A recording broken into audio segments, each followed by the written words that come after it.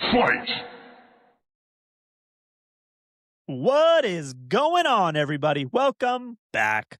This is Fighting with Numbers, episode 41 of the show. I've almost passed my actual age, by the way. Last week, the model went 1-2. Womp, womp. An actual losing week. I'm not going to sugarcoat it. It finally happened. It stings. And if you have my type of personality, trust me, it hurts more than I want to admit when I have a losing week. But we move on. Here's the silver lining on the whole thing, though. Last week only had 3 fights modeled. The trap favorite, it lost, as expected, JDM, and we stayed away from it. So we're in the clear there. The live dog, Tim Elliott, he's the one that couldn't get home for us. That one kind of hurt. I was really hoping that would come around.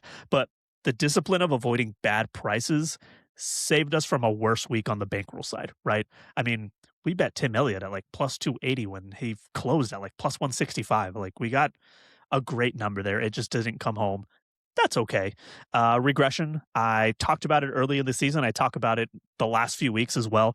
I said it was coming, and over the last few weeks, it has slowly arrived for the model. We've gone from 71% down to about where we sit now, 67%, 51, 25, and 4 on the year. And honestly, it's hovering around where the model settled last year. Right. We've been settling around 65%, 63% the previous 2 years.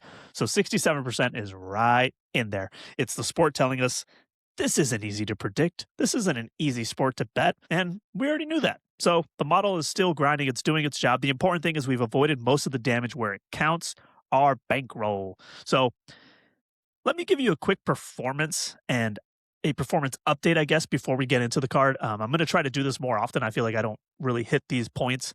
Maybe I'll try to do it every numbered event, so like once a month-ish.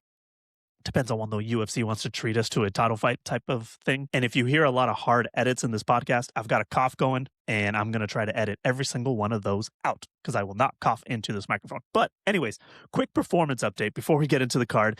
If you haven't checked out the new website, fightingwithnumbers.com, check it out. There's a season dashboard on there, so you can actually see all the numbers I'm about to talk about. It tracks all of it in real time. Well, pseudo real time, as long as I update it, right? Go check it out. Truly, it's free. Go check it out. Here's where things stand by tier. So tier 1 elite favorites, we're 19-5 on those on the year.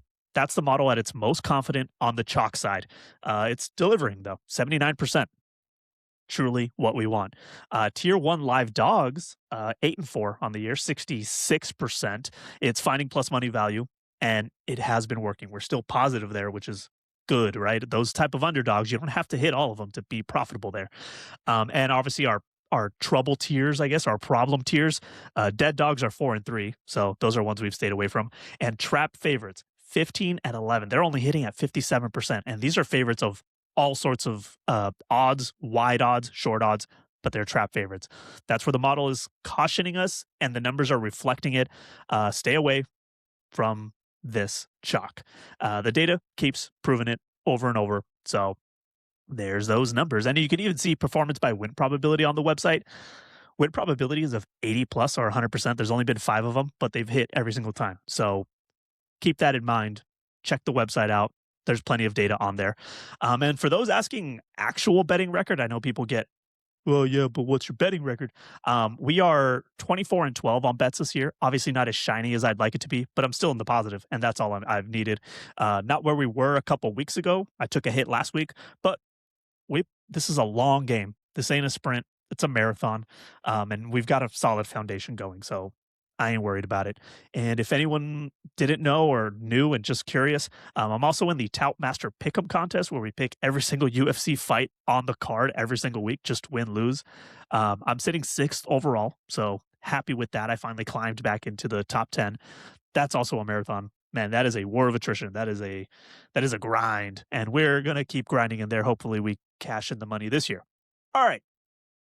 UFC 328, middleweight title on the line. Khamzat Chimaev versus Sean Strickland.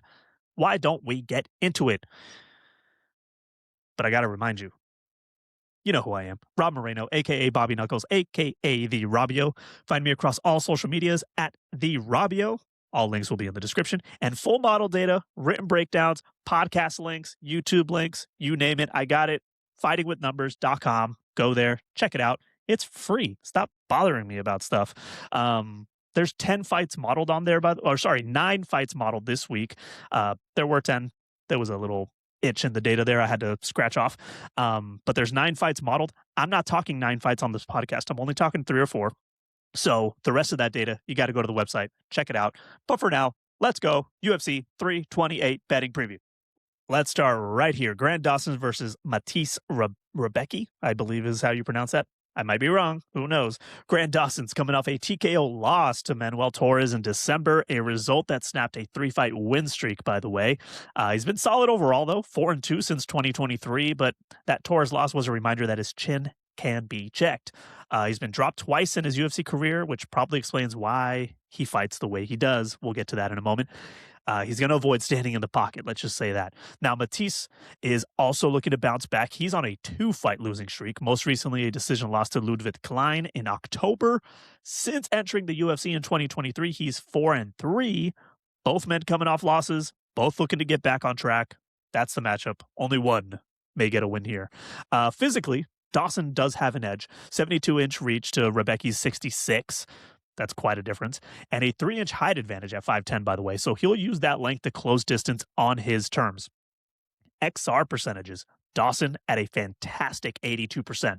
Mateusz is at 69%. That's a significant gap. Grant is one of the more consistent round winners in this division at the moment when he's operating at his best. All right. The striking picture tells you exactly how Grant likes to operate.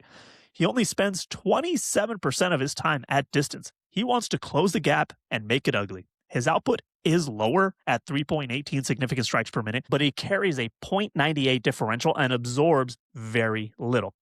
He's not interested in a firefight. He's interested in control.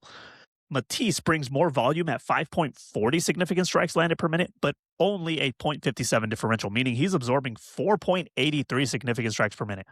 He's in exchanges, and while he has scored 4 knockdowns in the UFC, Grant has that durability concern for those 2 knockdowns suffered. He's aware of the chin, and his style reflects it. The grappling is where Grant Dawson can become a nightmare in this matchup. 91% control rate in clinch and ground time. And I wish I could say that's the highest number on this fight card. I'm sure you're assuming who is. We'll get to that in a little bit. 91% though for Grant Dawson. That's superb. 67% of time in a dominant position as well. He has scored 40 takedowns and is attempting 12.17 takedowns per 5 minutes. He is relentless, or as I say, dog on a bone. The only wrinkle is his 39% takedown accuracy, meaning he's going for them aggressively and not always landing.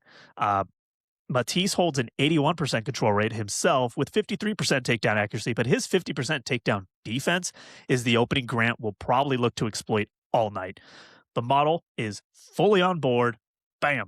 Grant Dawson, 75.97% win probability. Full confidence, elite favorite tier. I grabbed him at -160 earlier in the week. He's moved since to -185. There's still an edge between the model and the current odds. Just a smaller one now. Either way, Dawson has already been locked in for me. It's my first bet of the week. Grant Dawson on the slip, -160. Now, before we get into this next one, I want to remind everyone, the year is 2026. This is not an old podcast. This is not an old episode. Today is May 5th, Cinco de Mayo. You are not listening to a throwback episode. But I am talking about a fight between King Green, Bobby Green, versus Jeremy Stephens. That is a real fight happening this weekend. And if that doesn't scream Paramount era, I don't know what does. I don't know what else to tell you. The Paramount era of UFC continues to deliver exactly this kind of energy. 2 fighters who have absolutely no business moving the needle in the division anyways, but will absolutely put on a show because neither one of them knows how to do anything else. King Green is 39 years old and on a 2-fight win streak. Most recently, he stopped Daniel Zellhuber in February as a +315 underdog. That was a nice cash for those of us paying attention. His overall UFC record, 15, 12, and 1. Up and down over a long career, but he's been solid lately. And for a nearly 40-year-old lightweight, that's something. And yet somehow, King Green is the younger man in this matchup. Jeremy Stephens is 40 years old, and the resume here is a journey. Now, I'm only talking his mixed martial arts career right now. MMA. His last MMA win was in 2022 in PFL. Since then, With that win, he is 1-8-1 in his last 10 MMA bouts combined. He's had some success in bare knuckle boxing. I'm not going to ignore that. The UFC brought him back. He lost that fight in May of last year, went back to bare knuckle, got knocked out by Mike Perry in the 5th round, and now he's here back in the octagon in 2026. Respect. Genuinely. Now, the numbers. King Green carries a 73% XR percentage. Surprisingly strong for a guy with his reputation, if I'm being totally honest. Jeremy Stephens, UFC XR percentage, sits at 46%. This does not account for his fights in bare knuckle, does not account for his little break in the PFL. UFC numbers. I can't account for those in the model, but the UFC numbers is what it is. 46% for him. Not good. The striking gap is also real. Green lands 6.47 significant strikes per minute with a 2.82 differential. That is high output, high efficiency. Stephens lands only 3.15 significant strikes per minute with a nearly flat differential at 0.01. He's barely winning exchanges on volume anymore. But here's the Stephens stat that'll always make you take a pause. He is tied for second all-time in UFC knockdowns landed at 18. Tied with Anderson Silva, by the way, 2 behind Donald Cerrone, who has the most at 20. The man has legitimate one-punch power. The caveat, he hasn't actually landed a knockdown in the UFC since 2018. That's 8 years. The model is firm. King Green, 80% win probability. Full confidence, tier 1 favorite. But here's where the safety logic has to kick in, and I'm sure you're feeling that as I say this. His money line is sitting at minus 310 right now. That is not a price I want to lay on what could be a sloppy striking match between two 39 and 40-year-olds who love chaos. If Green gets into a phone booth brawl, which is very possible that Stephens can drag him into that, Stephens is unhinged enough to make it interesting, in my opinion. So instead of the money line, I'm going to go prop hunting because I definitely don't want him to break a parlay or anything. I don't have these odds here in Vegas yet, but looking beyond that, Green by knockout is actually at plus 240.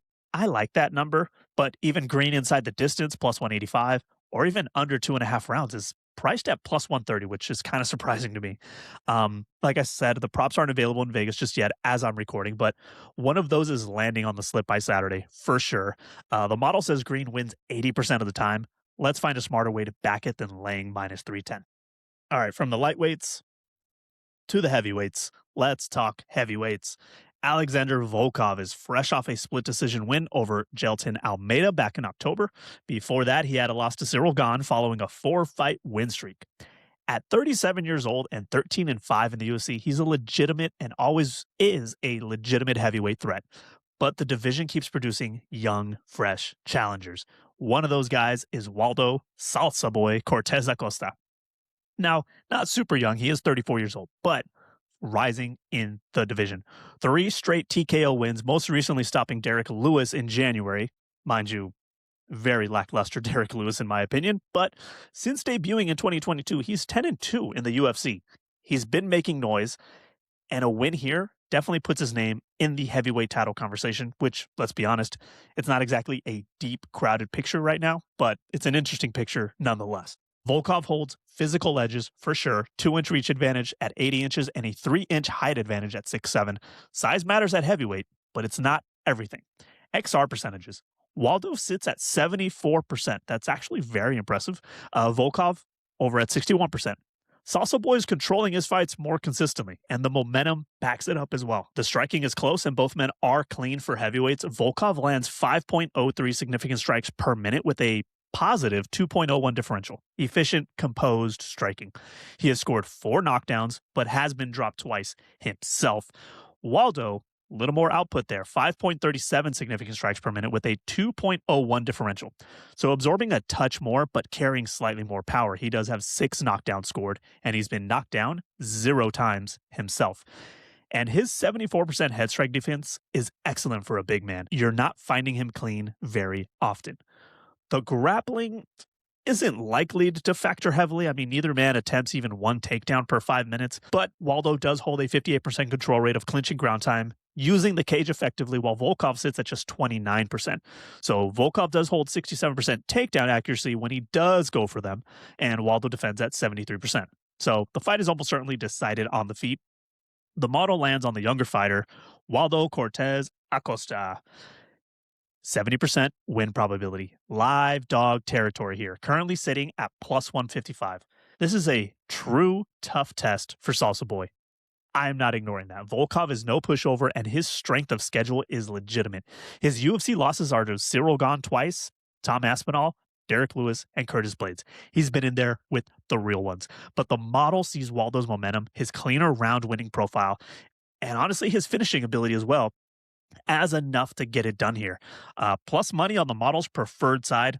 That's always the spot. Waldo Cortes at plus 155. I've already got it locked in my book for this week. All right.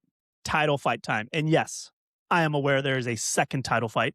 Joshua Van is defending against Tatsuro Taira. That is a fascinating matchup for me. I won't be breaking it down here. I don't have a bet on it at the moment, so I didn't want to break it down. You can go to the website to check it out, fightingwithnumbers.com. So we're going to hit main event.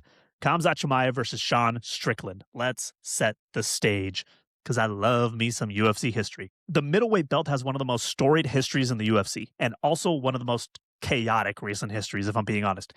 Anderson Silva won the belt back in 2006.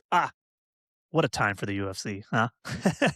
He held that belt for 2,457 days, the longest single title reign in UFC history. 10 successful title defenses. He is the standard for that division. Full stop. Acknowledge that. He is the standard. I know the end of his career wasn't exactly the most spectacular, but as a champion, he could not be ignored. He had to be acknowledged. When he finally lost the belt to Chris Weidman in 2013, it honestly did feel like the end of an era, because it was. Since then, by the way, the belt has changed hands 11 times in 13 years. Weidman, Rockhold, GSP, who vacated it, Robert Whittaker, Adesanya, Pereira, back to Adesanya, Sean Strickland, Duplessis, and now Khamzat Chimaev. Just a revolving door of middleweight dudes. Sean Strickland is on his third attempt at middleweight gold this weekend. Very few fighters get that many shots, by the way. And heading into this one, he's had an interesting run, if I'm being honest. He lost his last two title fights, but he won his last two non-title fights. Most recently, a round 3 TKO victory over Anthony Hernandez in February as a plus 205 underdog. A very spectacular win by him, honestly. I'm not the biggest Strickland fan, but man, he looked good. He looked sharp, focused, like the guy who shocked the world and took the belt back in 2023 from Israel Adesanya. But Sean Strickland is also the same guy every time he walks into the cage. You never quite know what version you're getting. That's just the reality of the man. And I don't want him coming after me. I don't want him threatening me online. But let's face it, sometimes he's like that computer you got to reboot every so often just to make sure it's running properly. You know, that's kind of how I see him mentally. And across from him is an absolute monster. Khamzat Chimaev, 15-0, undefeated. He won the belt last August by completely dismantling Dricus du Plessis. And the way he did it, 12 of 17 takedowns landed, by the way. Nearly 22 minutes of control time in a 25-minute fight. He landed only 37 significant strikes. He didn't need them, though. He just suffocated du Plessis for 5 rounds. Wasn't the most spectacular thing, wasn't the most sexy thing to watch, but it's just a different kind of dominant. Yes, there are questions around Chimaev's resume. You know, the Usman fight circumstances. Oh my gosh, the Kevin Holland fight. Don't even get me started on that event. But when Chimaev has been locked in and healthy, he has been as close to unbeatable in the division as I can say, maybe, since Anderson Silva. But we'll see. He's got to prove it. Now, the numbers. Let's face it, he does it very differently than a guy like Anderson Silva used to do it back in the day. He's a very different fighter. XR percentage, Chimaev, 81%. Absolute control. Strickland, 70%. They're both elite numbers. Chimaev just edges it significantly. Chimaev only spends 33% of his time at distance. He wants to be on you. He lands 4.04 significant strikes per minute with a 1.72 differential. He avoids damage, he avoids trouble, and he closes distance as fast as possible. Strickland is a striker through and through, though. 6.04 significant strikes per minute with a 1.48 differential. He eats shots, but he doesn't mind. He keeps moving forward. He keeps moving forward regardless of how good of a striker you may be. Just asks Alex Pereira when Sean Strickland just decided to drop his hands in a striking matchup. Who did that favor? Now, he's just not scared of anyone on the feet, surprisingly, regardless of their power. And that could be a flaw or not. Sometimes it works for him, if I'm being honest. The power picture. Strickland has power. He's scored 7 knockdowns in the UFC, but Chimaev has never been knocked down. Strickland has been clipped and dropped 3 times himself. So if there's someone with a questionable chin, it could be Strickland. If Chimaev can use his grappling to set up strikes, those numbers will matter. And the ground game. Why even bring it up? It's Chimaev through and through. That's it. 98% control rate of clinch and ground time. He will smother you. He will drag you into his world and keep you there. Strickland defends takedowns pretty decently, 77%. That's the number to watch. If Strickland can stay upright and keep the fight on the feet, this is genuinely a competitive matchup.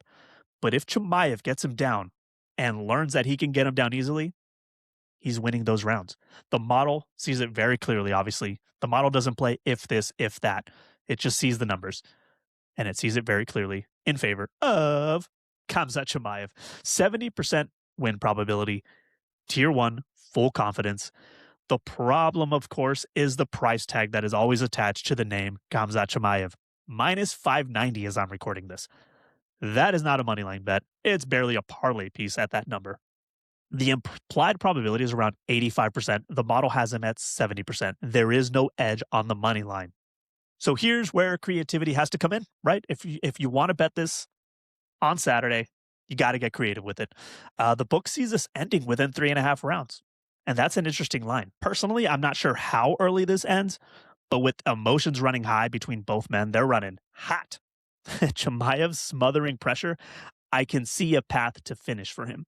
Chimaev inside the distance right now, offshore, is priced at minus 190, available out there, shop around, and is a more palatable way to probably back him than straight money line, if I'm being honest. I'll be fishing for the right prop number once Vegas lines open up later in the week. Thank you, Vegas. But the money line, not a chance. Chimaev is the model's prediction. The price is the only problem. And that's it. UFC 328. Wrap it up. Put a bow on it. Championship energy, y'all. 2 title fights, by the way, which is absolutely fantastic. Sorry I didn't break down the Van Tyra fight, but that one's actually probably the more interesting fight of the 2. I just can't quite land on a number. Go check out the website. You'll see why. But there's some strong edges we do have on the card. We are sitting at 51, 25, and 4 on the year. Regression has arrived, and we've weathered it without too much bankroll damage. The tier system is holding up. Elite favorites, 19-5, live dogs, 8-4. Process is working when we trust it. We just got to keep on trusting the process. No, I'm not a Sixers fan, for those wondering. Head over to fightingwithnumbers.com to check out the season dashboard, all the model data in one place.